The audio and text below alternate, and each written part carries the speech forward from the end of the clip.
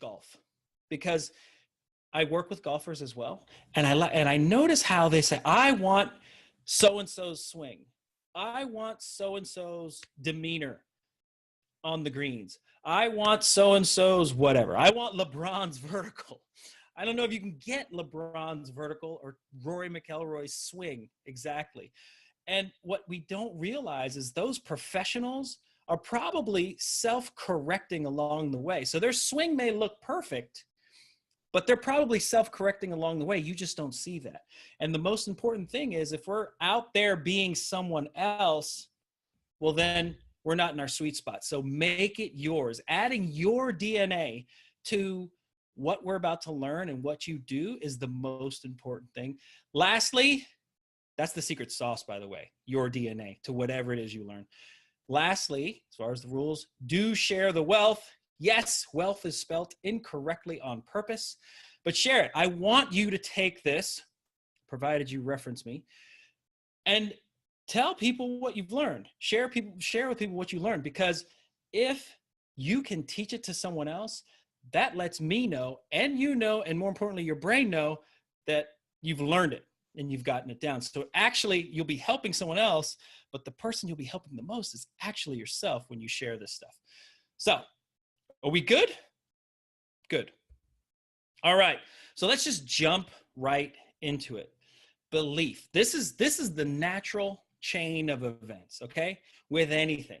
Beliefs, feelings, actions, results. If you get nothing out of today, get this.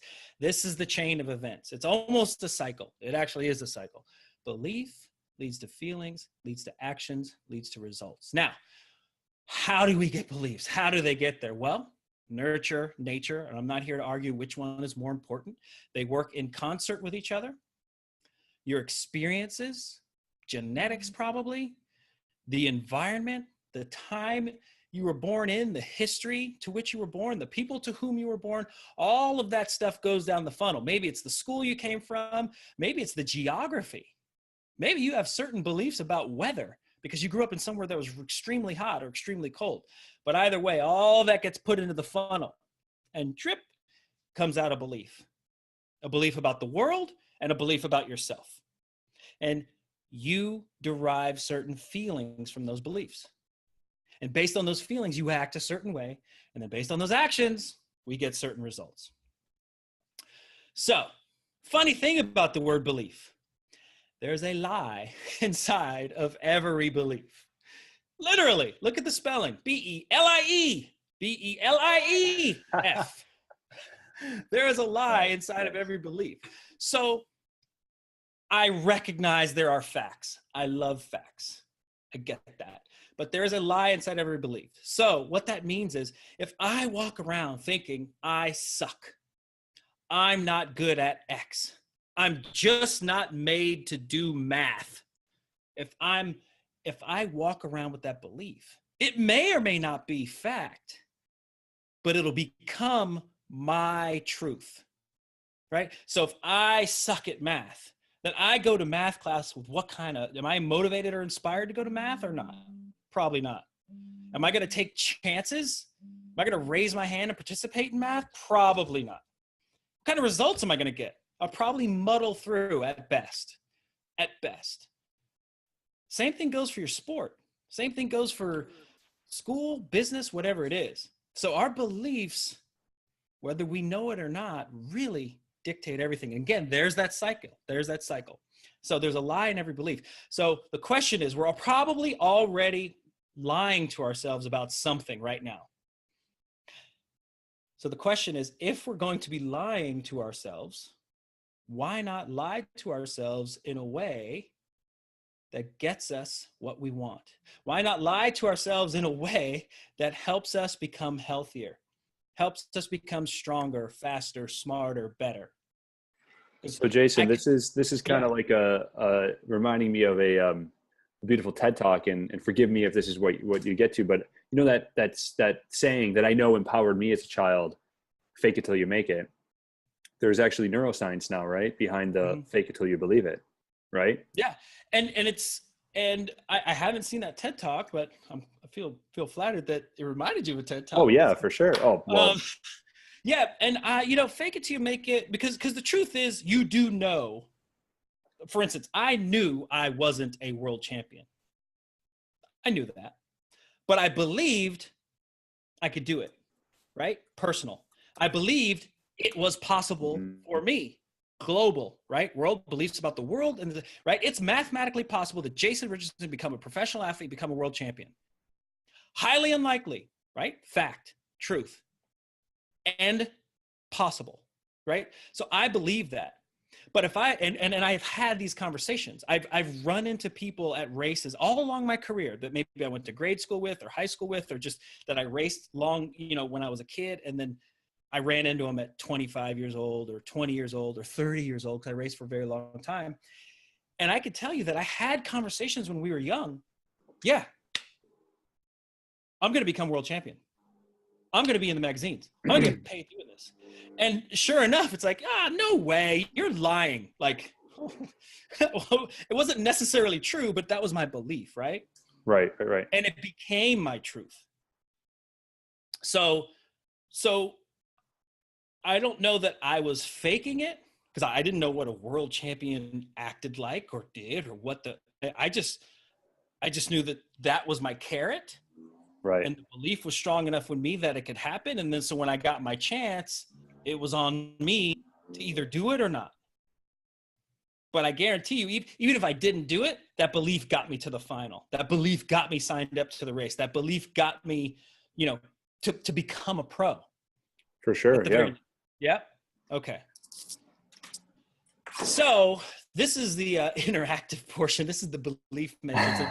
Dr. Rob Irwin has developed this. This is Dr. Rob Irwin's belief matrix. And he also contributed to the book that I wrote called It's All BS, and BS stands for belief systems. So if it's okay, Mark, I'm going to ask you to participate in the belief. This is the piece where we can deconstruct what went down on the field or in the water or on the court, and then start to build a better belief. You ready?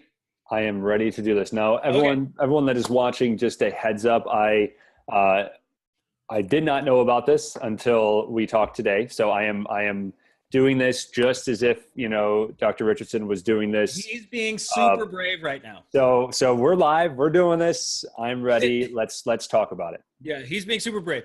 So, okay. And by the way, it goes 8, 7, 6, 5, 4, 3, 2, 1. And I had to do that because in BMX racing, which was my sport, there's a gate of 8. 8 people fit on the gate, and lane 8 is usually the worst lane. So that's kind of that's the other piece to it. That's funny. But the point is, when you finish this, you end up number 1. So, negative outcome. Mark, what would be a negative outcome in your life that you were not too pleased with? Ooh, all right. So I'm going to go with the one that makes most sense to this talk.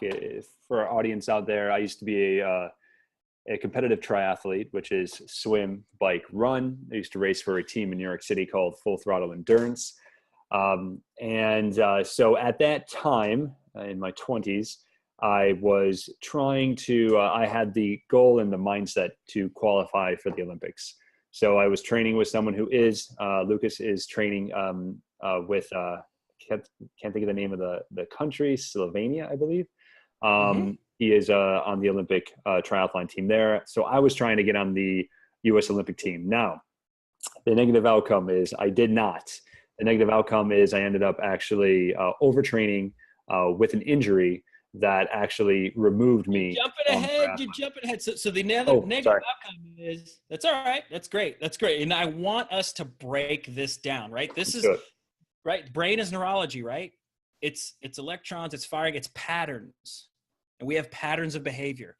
It's like when you get up every morning, you do a certain thing. There's a routine, right? Whether it's healthy or not, whether it's good or not. So this is the pattern interrupt. How else? Because the brain can't see itself, right? When you get ready in the morning, most likely, if you could see, you look in the mirror. And the reason why you look in the mirror is so you can see if your hair should go to the left or the right, or your lipstick's crooked or whatever it is. Eyeliner.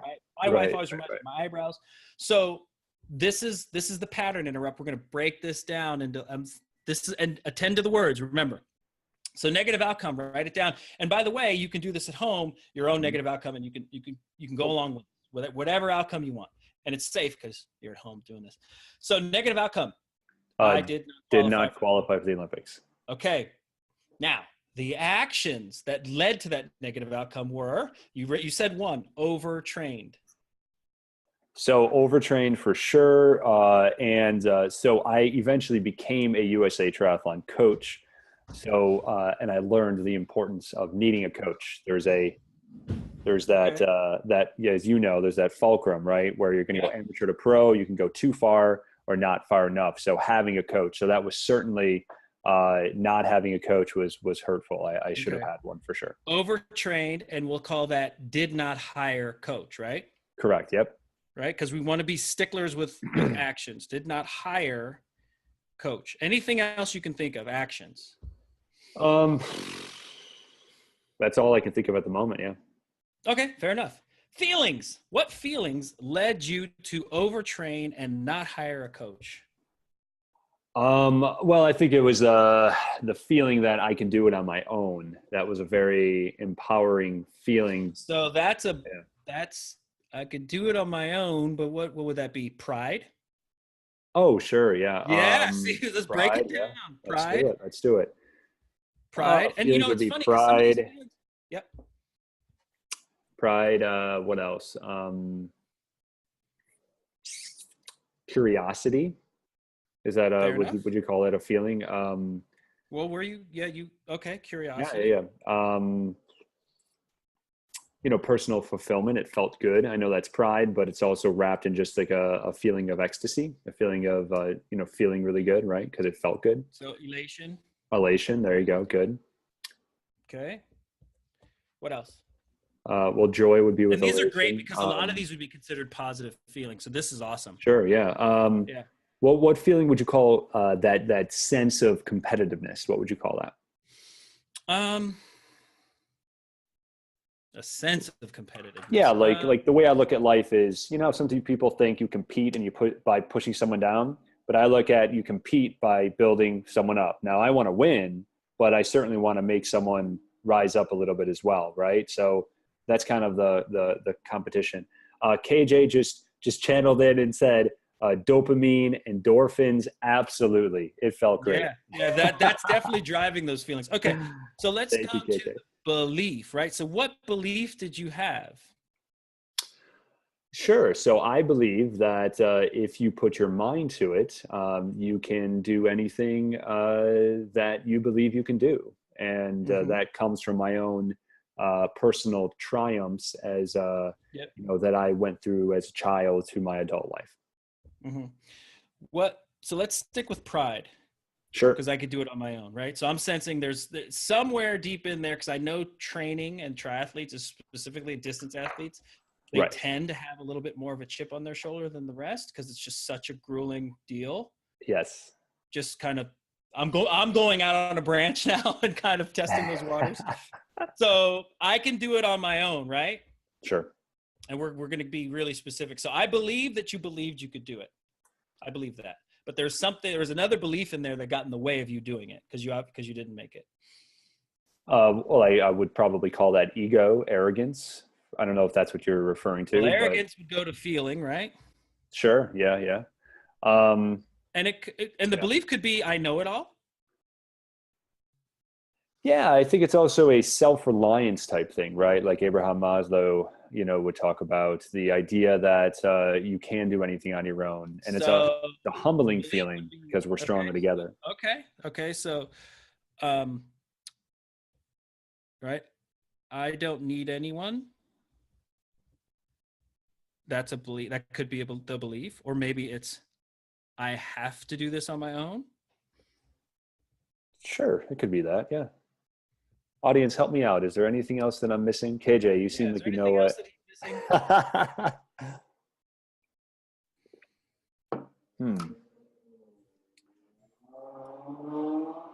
Right? Because to me, the biggest ones that got in your way were arrogance and pride.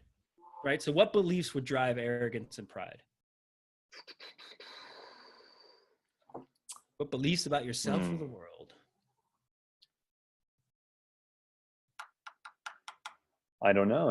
Other than just the idea that you can what's that bootstrap mentality? What's that called, that you can rise above, that you can push through? Oh, you know what I would say too, Jason? This was a lesson I learned as well. Like those Nike commercials that say, I forget what they're saying now. What is it? Mental over physical? Like it's all in your Yeah. mind. Well, certainly, anyone who competes professionally knows that that's a lie, that it starts in your mind for sure. Mental is Yeah. super important, as we're talking about here, but you can easily push your body to the breaking point and you can hurt it. Right. So I think it was that mind over body belief as well that, I was taught, but was incorrect, at least in my own journey.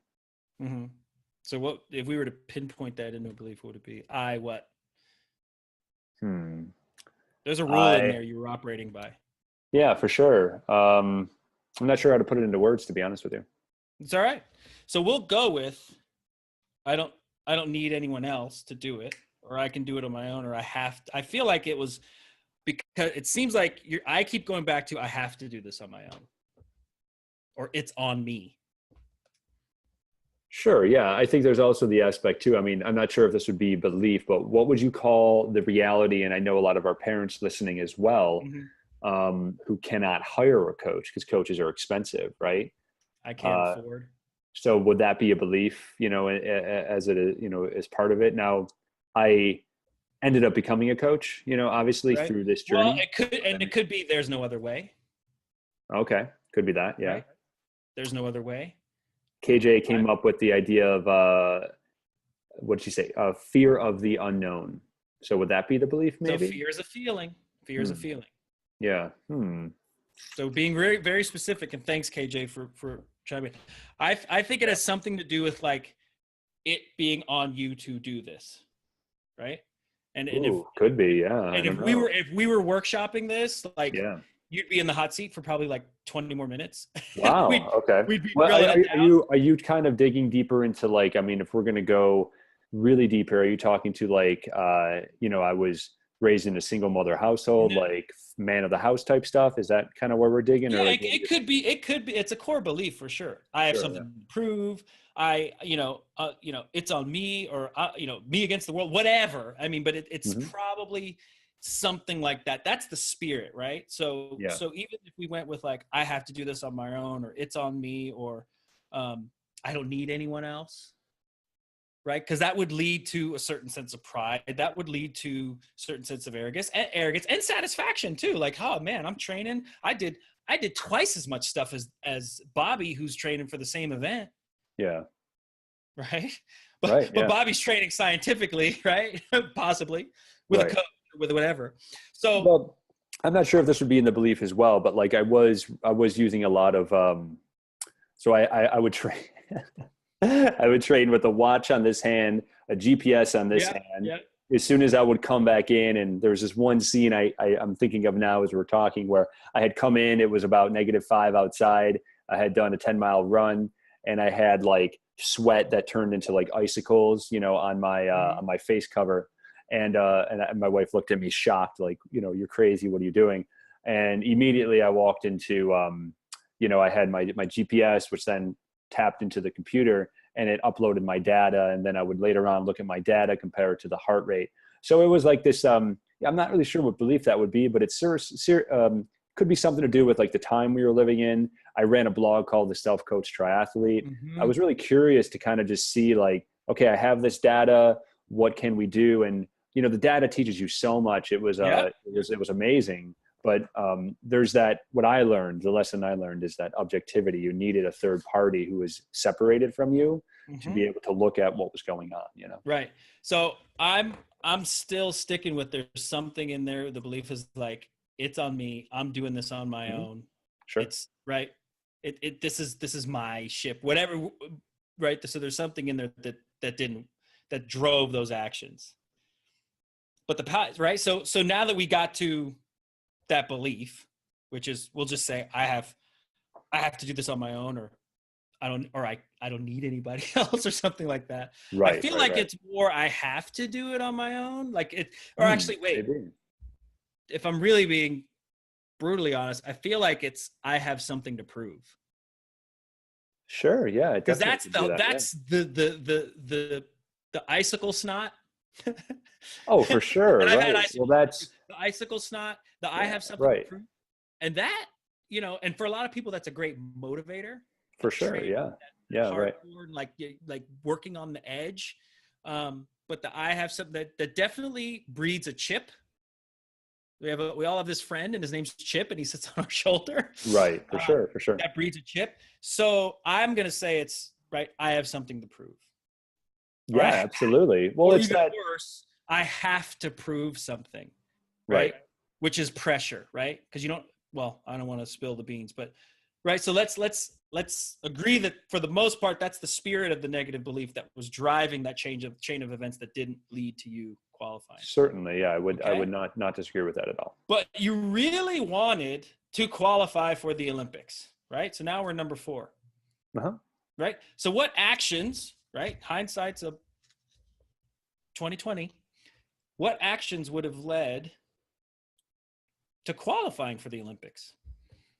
Sure. So we're going to do the thought experiment of like, what if things went differently? You mean like if? Well, I believe you had it in you to qualify for the Olympics. Sure. Right? You didn't. And you said that you didn't qualify because you overtrained, you didn't hire a coach, you were prideful, possibly arrogant, and there was something around you had something to prove, or you have to prove something, or I could do it on my own. Right. But you wanted to qualify for the Olympics, right? So let's say you had enough. So let's say you wanted to go to Tokyo, right?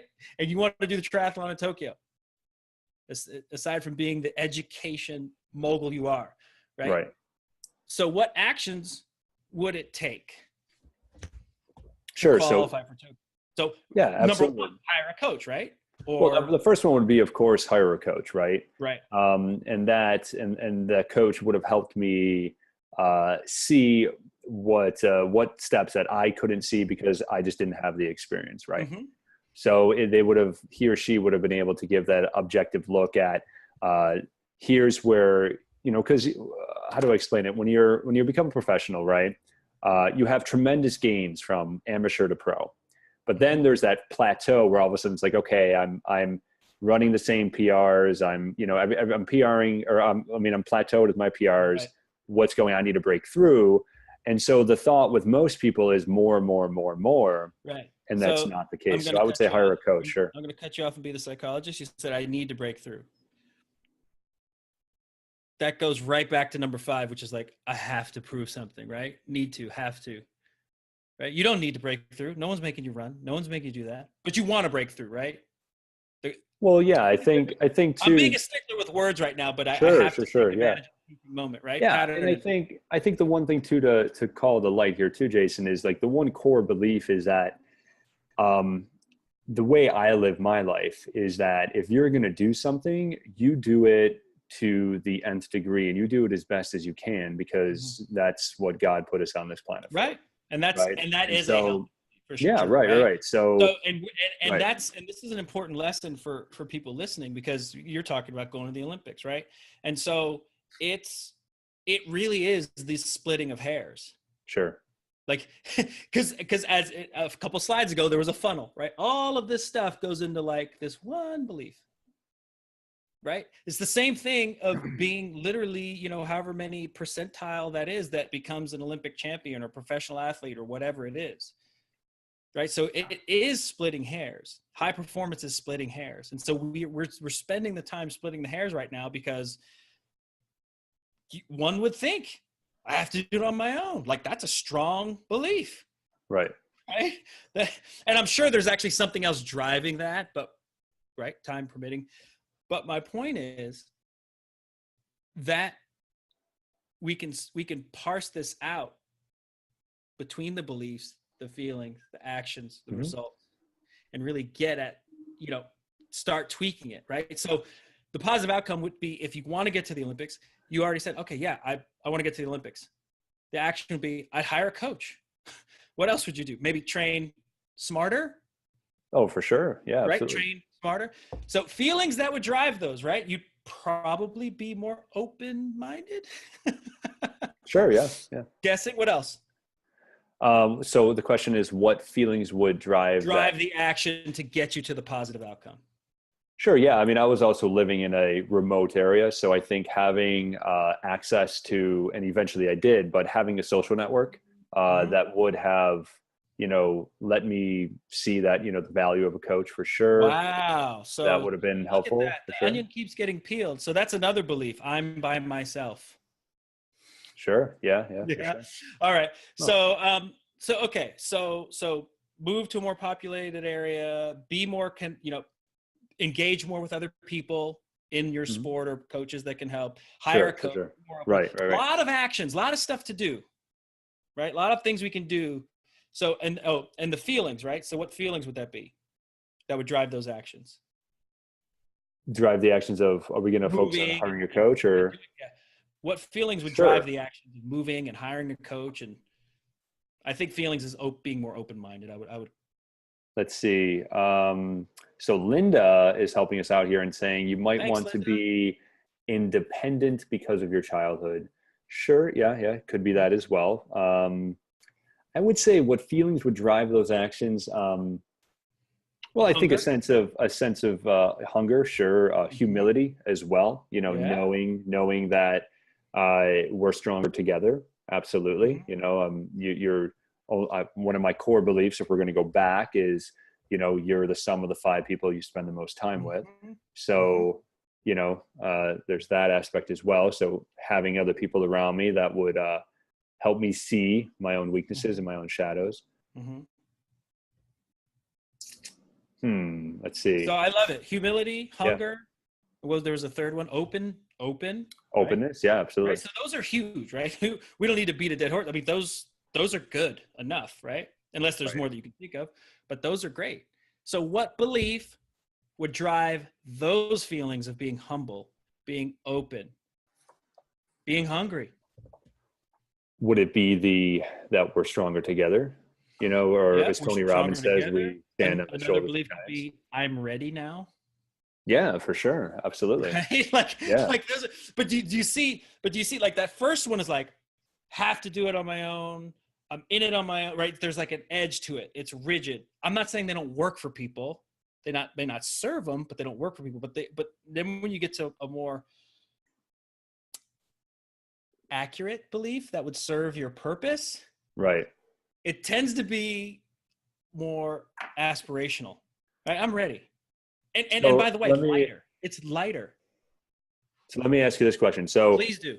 I'm in my 30s now, and these Mhm. are lessons that I'm sure many people that are watching, you learn just as you make mistakes, right? That's And right. we fail forward in life, and that's the beauty of really pushing ourselves to the edge, Mhm. and then picking yourself back up when we fall and learning from it.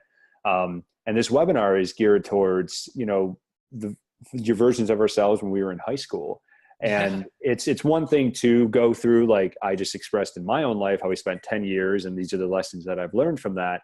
um, what is there a way to sort of hack that when you're in high school? And maybe I'm jumping ahead here, but No, I agree. like how can Well, they get to that? I've worked Right. with professionals, especially the junior elites in BMX are Yeah, 17. which by the way, they're So, amazing. They're amazing, so aren't they? yeah, so they're in high school or about to graduate. But the biggest thing that I see, and the thing that I felt personally was, I don't belong. Right. That was a huge one, right? Because you're in high school. I mean, not only is there, what am I going to do when I get out, and do I need to find a job, or can I? There's all this like natural doubt, which happens just because you're in life and participating in it. And then Right. there's like identity stuff, right? Who am I? Do I really like this? Well, I like to hang out with these people, but I really like this kind of music, and I like to dress this way, but I kind of like to dress that way. But people, so there's all this stuff swimming around in your head in high school, Right. and a lot of time, and like with anything. So kids, check this out. Here's stuff that parents don't tell you. Being an adult is the same thing as high school. It's just like high school on steroids. There's a cool crowd or a seemingly cool crowd. It's the Right. same stuff, just older, right? 30s, 40s, whatever. So it's the same stuff. But yeah, the big one is thinking you belong there, thinking you're worthy, thinking you're ready for it. I mean, when you strip it down to its basic, if you're just like to strip down and like use a drop down menu of beliefs, it's like, I can, I'm ready, I'm worthy. It's possible. It's not rocket science. I wish it were, but the stuff we deal with to get to that internally in our brain, there's a lot that we sift through. And so this is a good way to start hacking that. What happened today? Oh man, I failed my test, or training sucked. Training was awful today. Right. Boom, boom, boom, boom. Right. And you might not come necessarily to a negative belief, but you might come to something, in your actions or in your feelings, or something in there that you can adjust or change that you might be able to pick at and work at the next day or the next time around. That's why splitting hairs is so important, because it's all improvement, right? Like you said, fall forward, fail forward. When you trip over the bump, you trip over the bump. You're still over it. You're still on the other side. So, disclaimer, your brain is unionized, right? So if you're operating on a core belief, and that's been your belief forever, because we've been living in our bodies forever, and we will continue to live in our bodies until we don't live anymore. Pick your own spiritual path after that.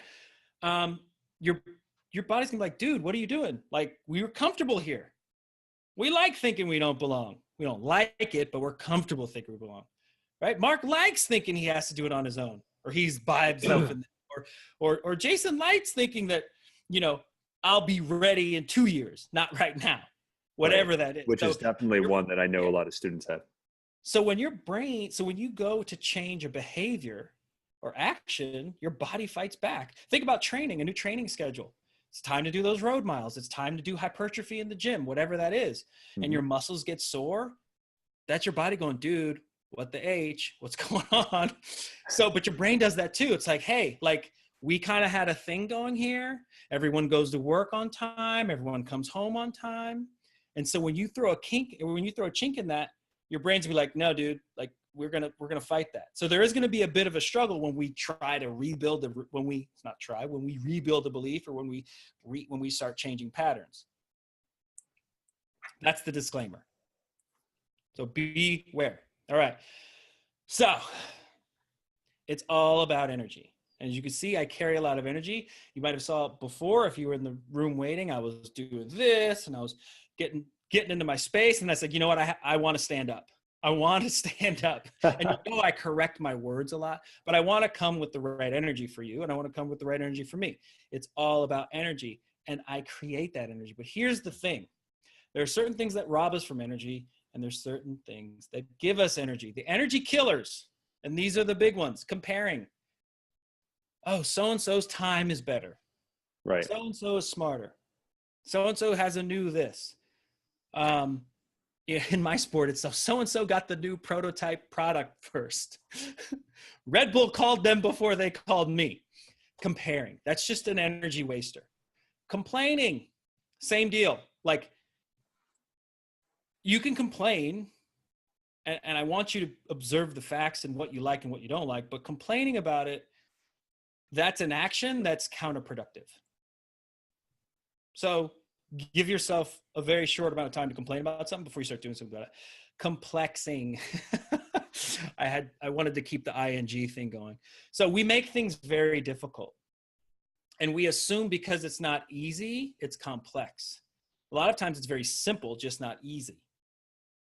So for training for my sport, I was under the squat rack a lot. And I got to the point where my personal best was 515 pounds. Just ridiculous. That's a lot. That's ridiculous. But at the end of the day, it was hard. It was not easy to lift, but it was simple. I go under the bar, I breathe, get under the bar, push up, step back twice, breathe, tighten my core, go down, drive up. Simple. Not easy, but simple. So we make things very complex. And in sports,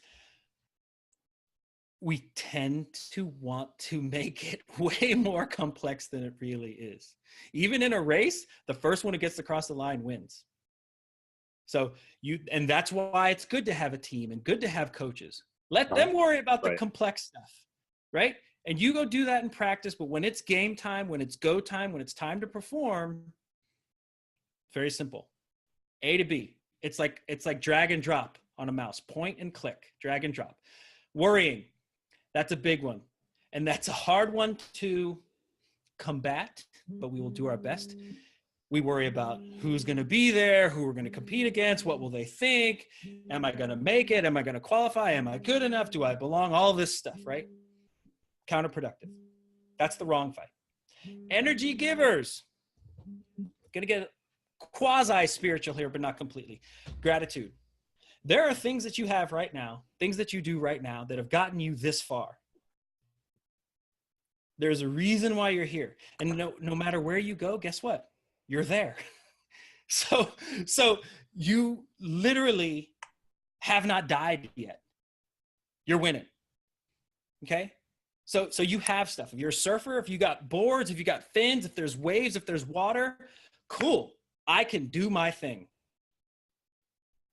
So find those things you're grateful for. Maybe it's your team, maybe it's your parents, maybe it's your sponsors, maybe it's the fact that you were born close to a beach or born close to a BMX track. Accepting. So the last slide said what? Complaining, accepting.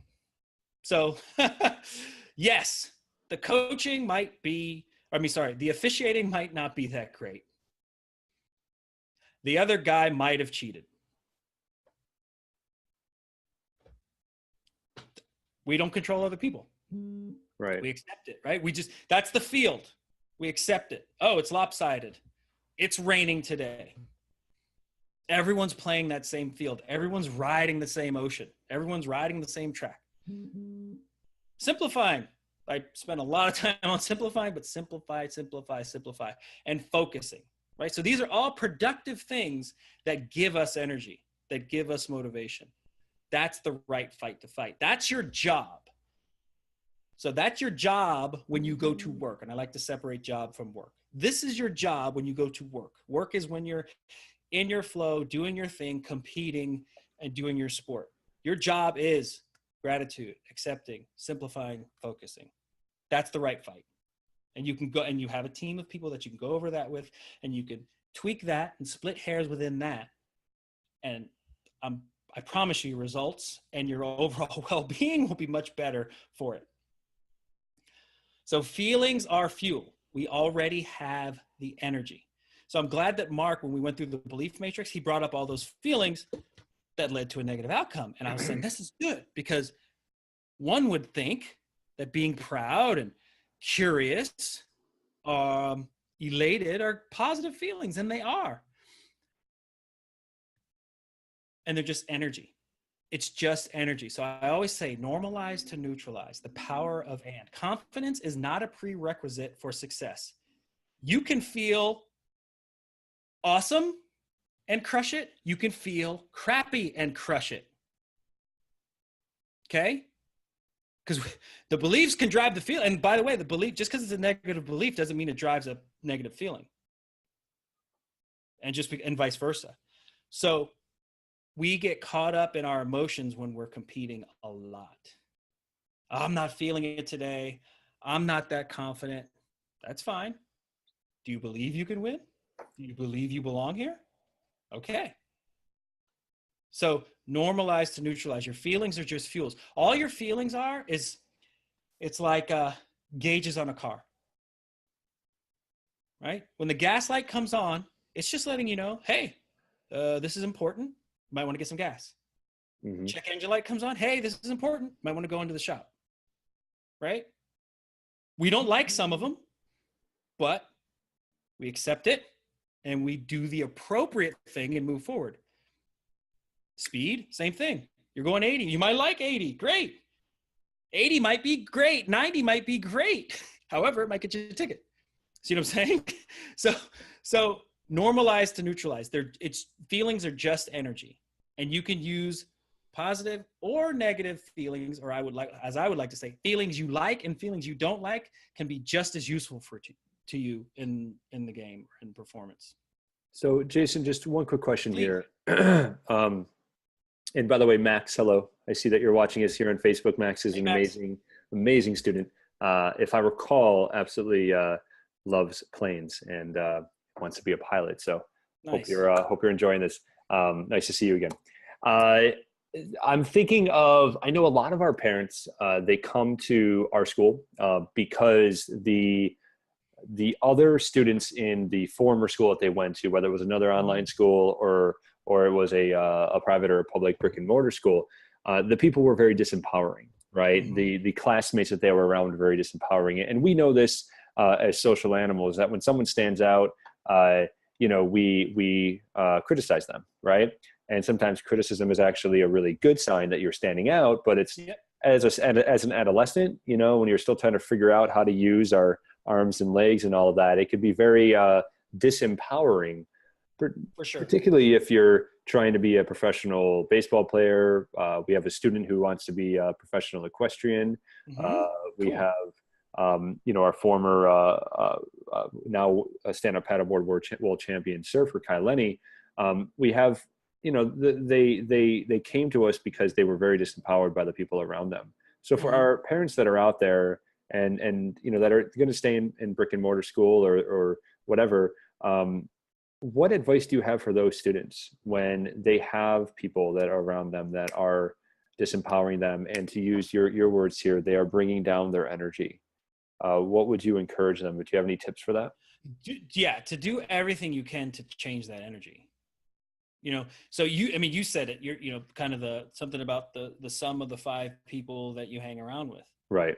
Right. And so a lot of times we are disempowered because they are probably seeing something in you that they don't have. Projection. Yeah. Right. And that's the hard piece. And we're getting a little bit into leadership, but that's the hard piece about leadership. And when you start moving through the world and you're demonstrating excellence, or you show that you have this talent for X or this passion for Y, and that other person that's hanging out, and nothing against the other person, but just our brains, all they're doing all day long is trying to make sense out of the world, right or wrong.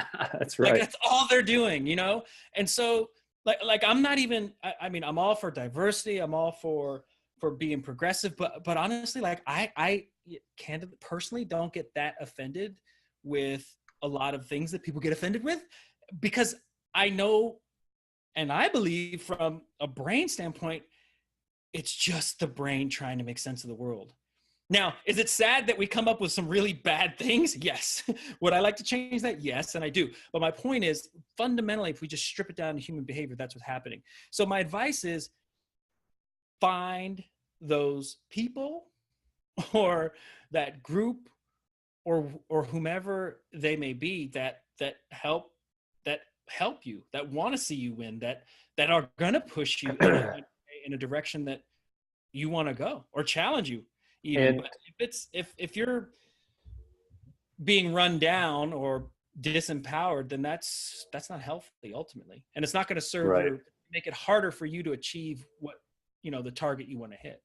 And Jason, do you find it useful for students to say plug into, or let me rephrase the question, do you think social media is helpful in that way for students to find their tribe, whether it's it can be helpful, and it can be helpful, and it's a double-edged sword, to use a cliche, because it's very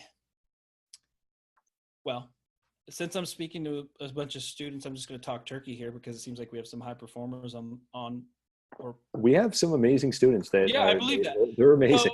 So, it's really cool. So it's a double-edged sword, but I'm just going to talk turkey here. And someone told me this, a mentor of mine. Well, I never heard that figure of speech. We're going to talk turkey. I don't know. It's just kind of like. I like he it. He told me long ago when I was a young pro, don't believe your press. Don't believe your press. And I didn't understand it until years later, because I was getting some good press, right? But it led to being prideful. It led to being arrogant. It led to not dotting my I's and crossing my T's during a certain portion of my career, and vice versa. There was times where I didn't do well at a race, and there was times that I didn't hold my, I didn't perform the way I wanted, right? And the press was hard on me. you know, because at the time I was like, I had blonde hair and I had green hair, and that was like kind of my marketing shtick. So it's very obvious when the guy with green hair doesn't make the final, because he's watching the final with green hair in the stands. You know what I'm saying? But my point is, if I listen to the press and believe them every time, then I'm riding a roller coaster. And to me, everyone is the press, everyone is the media, because they have social media. So you know who your core group is based on your followers and who you know, whether maybe you have a relationship with them or you meet them in person or whatever it is. But all that other stuff, right? Especially if you're putting your stuff out there, you know, your stand-up paddle championship or your, you know, your last equestrian competition or whatever, because somebody, some troll, some person who's a hater or, you know, in their own world, not exhibiting the excellence that you are, they're going to hate on that. And so please do not believe your press. It is nice to get the accolade, and you can say thank you and keep moving on, and it's and you can delete and block the people who are the haters for sure. But definitely, you know, that's my, I guess, social media piece. I think that hopefully that answers your question.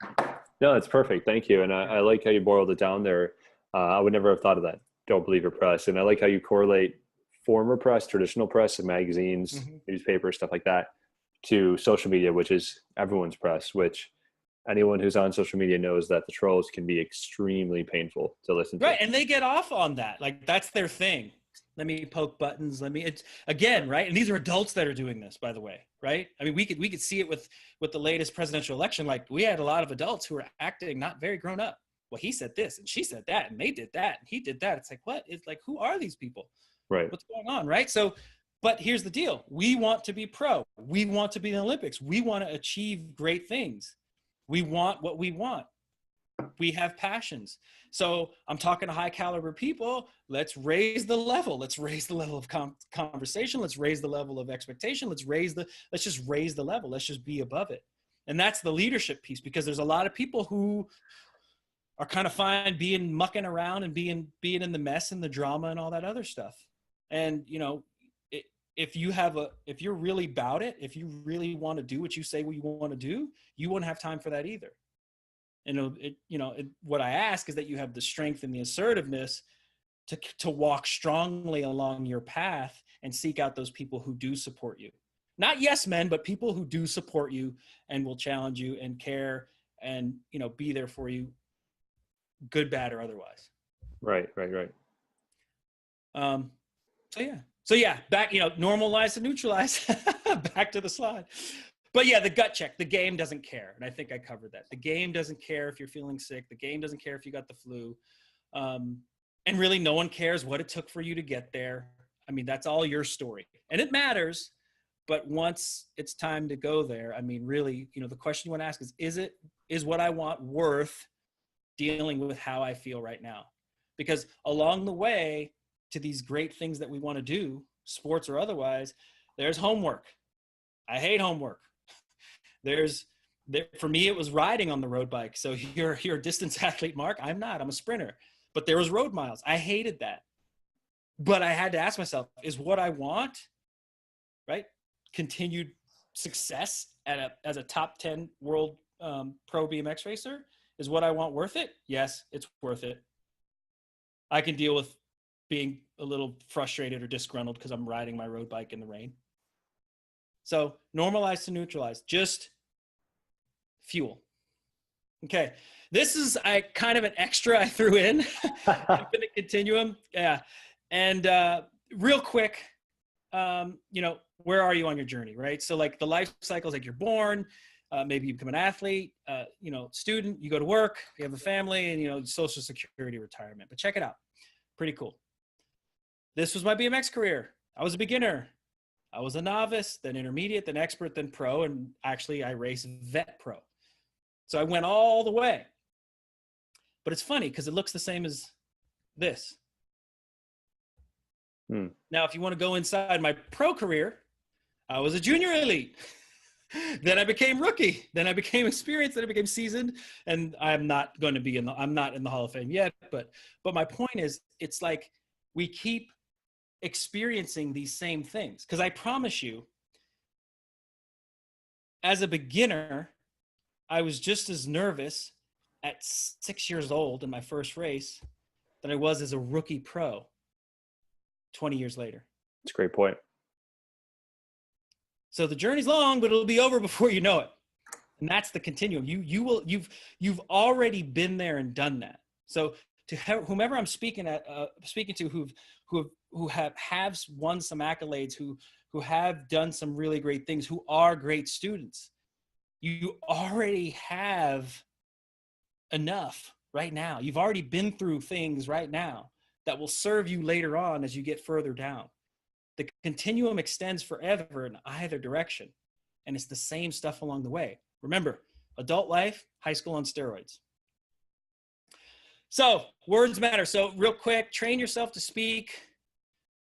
Write down what you want often. Write down why you want it. Ask yourself, are my wants, expectations, and goals in alignment, right? In alignment with what? With who you are, with your values, with the kind of life and person you want to be. Because when we start, right, when we emulate someone else's golf swing and we don't add our DNA, it's always going to be a little bit funky. Normalize to neutralize, reconcile your feelings, and play anyway. Remember the gut check. Is it worth it? Focus on fundamentals. Execution on basic moves. Simple, simple, simple. Speak from a place of power. I was busting Mark up on this a bit, Mr. Guay. But replace have to and must and I got to with get to or want to. Mm-hmm. I get to compete. I want to compete. I want to lift 515 pounds. I want a personal best today. Replace I will with I am. The issue with I will, if you're going to use I will, put a date on it. I will win this weekend. My dad used to always ask me to take out the trash, and I'd say, I will, ... That was my little back door to kind of say, to not lie, but not commit at the same time, right? As opposed to I am taking out the trash. Replace trying with doing, clear, be very clear. Move forward by keeping in the now. Replace good, bad with not, want not. And write down 3 takeaways and forget training or sports, just every day. What were 3 positive things that you did that practice, that game, that session, that day in school? And lastly, you don't have to. You better want to. You literally don't have to. That's how much power you have. Consequences aside, beliefs aside, all of that stuff aside, you don't have to. You better want to. A lot of the stress that we endure, a lot of the drama we go through is self-imposed. Mm-hmm. No one's making us do this. I promise you, whatever it is you do and whatever it is that you obsess on, if it's not worth it, then find something else, because I'm going to go out on another limb and say that you're probably talented enough to do a multitude of different things and do well at it. You really don't have to surf. You really don't have to ride a horse. You really don't have to, right? But if it's something you enjoy and you get something out of it and you're good at it and you're passionate about it and you want to do it, then you better want to.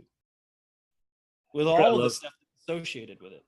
You know what I love too, Jason, about this world that we live in now, this goes back to one of my core beliefs, is, if someone wants to become a professional equestrian or professional surfer,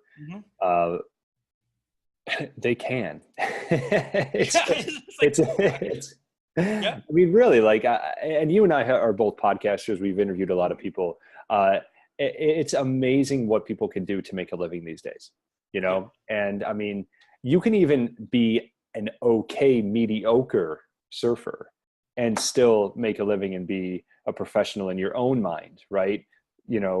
Whether it's making a podcast and interviewing people or writing a book or creating a meetup group, a community group. My cat wants to say hi here. Hi, cat. It's dinner time, so he's getting mad at me. Yeah. But it's incredible. It's so incredible, this world that we live in today. And we hear this all the time of students who are able to turn pro, and I just wanted to plug that in because I think we need that reminder often. as adults, we know this. And I've seen this in the public system as well. And to our people that are listening out there, if you're not with CMASAS and you're in the public school, just remind your kids that they do have this power, and everyone does have a media channel, their own media channel that they could use to, be their own press. It's really pretty amazing. No, That's awesome. It's one little plug I'd like to put in there. It's awesome. Well, I think that's all I have. I probably went a bit long. I appreciate it. And I apologize. Hey, when you care about something. Oh man, I get stuck right? in this stuff, but but if there's any questions, I'm here, and willing to stay as long as I need to. Well, Jason, let's just take a minute here and just ask our audience. Now we have 103 people that have tuned in here on Facebook. Nice. So if any of you have any questions, wherever in this beautiful world you are, feel free to post them in a comment just below. And to anyone here in the Zoom room with us, feel free, KJ, Linda, Alyssa, Kathy, if you observer, if you have any questions, Keith, let me know. And we'll just take a minute here and answer those. Let me check Facebook really quick. Jason, one question I do have for you is a common question. Now, obviously, as a former English teacher, it's one that I like to ask. What would be some books that you would recommend? Some of the greatest leaders in this world are voracious readers. Yes, yes. So can I do a shameless plug? No, please, go right ahead. Right. I know you have a book. And my book! Right. So my book's available on Amazon. It's called It's All BS. We're all wrong and you're all right. The BS stands for belief systems. Nice title, by the way. I like that. Thank you. Books that have inspired me, The Alchemist. Paulo Coelho, beautiful. You're reading that, or you're going to read it again. Mindset, Carol Dweck. Good book. Seth Godin, The Dip. Yep, great book. Anything Gladwell. And I know this is more literary, but Narcissus and Goldman by Hermann Hesse. I know. I don't know that one. I know Hermann Hesse wrote Siddhartha. I'll have to check the other one out. Yes. So I read Siddhartha. Philosophically, I'm kind of have issues with some of that. Right. Yeah. Anyways, that's another deal. That's like the green room talk. But no, I like Narcissus and Goldman because it talks about it goes into the duality of like good and bad and kind of ego and alter ego and also friendship and stuff like that. It's a heavy book. It's not long, but it's just heavy as far as just the what's in it. But yeah. Cool. Well, Jason, I know we're going to have other questions that people are going to be asking after they watch this, and for those that tune in on Facebook or YouTube after this live webinar. Jason, what's the best way for people to get a hold of you to ask these questions? Best way for people to get a hold of me is, let's see, let's just pop it up on the screen. There we go. We do have a question too. DrJasonRichardson.com. Okay. Yeah, so my website, and you could submit a question through there, or Instagram at real Dr. J Rich. That's another way. I pretty much answer all messages that come my way. And then Facebook, there's a Dr. Jason Richardson public figure page. But my website's probably the best way. Okay. And just one question here that we have from Melissa. What's your number one tip for becoming an Olympic athlete? Just one tip. My number one tip for becoming an Olympic athlete. When you're racing, don't look to the left at the competitor. Well, be prepared for the emotional investment. Ooh, good tip. All right. Yeah. Well, Jason, thank you so much, my friend, for joining us here. I, by the way, on a side note, am switching from road biking to mountain biking. I did my first mountain biking at Big Bear Lake recently, and oh man, amazing! I love it. So you and I will have to go out, and I would love to see your skills on the bike. So, but super excited that you joined us here today. It's really quite an honor. And for our listeners out there and our viewers, please check out Jason's work. And I also wanted to let you guys know if there are other topics other guest experts that you'd like us to bring in here. This is a free public webinar series that we offer to our students, but we offer it open to the world as well. So our goal is just to empower the lives of students throughout the world, and be able to turn their passions into reality. So if you have any topics or any guest experts that you'd like us to bring in, by all means, just let me know. You can head over to cmasas.org, and you can send me an email. My name is Mark Guay, Guay. So Jason, my friend, thank you so much for joining us. And to everyone that is tuning out there, have a beautiful day. Thank you.